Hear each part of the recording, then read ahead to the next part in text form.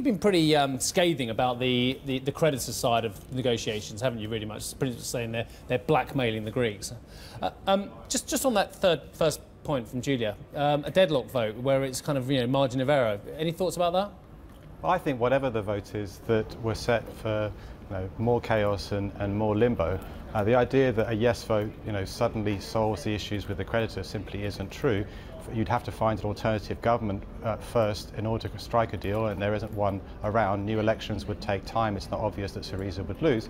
And a no vote, this is being portrayed as leading to immediate Grexit, but actually once they've voted no, the creditors will be looking to renegotiate as well. So I think actually what we have is, whatever happens, ongoing chaos, ongoing limbo, which some have called grimbo. Grim, yes, it is certainly grim. I don't know about the rest. Now, look, Athens is being blackmailed. Is a title of a piece that you wrote a couple of days ago. But the Germans say they're being blackmailed. The European creditors say they're being blackmailed. Do you not think by using the word blackmail rather than negotiated hard with, we're actually adding to the rhetoric and actually breaking down the trust even further between the creditors and the Greece as well? Is anyone actually blackmailing anyone, or just trying to find a workable solution? Well, it's clear that Greece needs debt relief. It's needed debt relief since 2010. The IMF came out yesterday and said as much.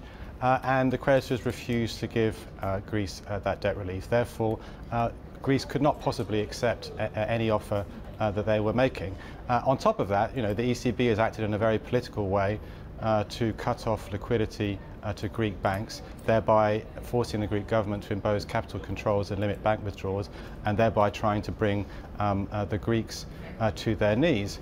That clearly is blackmail. It's not clear how the Greeks can blackmail the Europeans. They don't have the power to do so. They've merely pointed out that if, as a result of all this, Greece is forced out of the euro, that will have consequences for the rest of the euro too.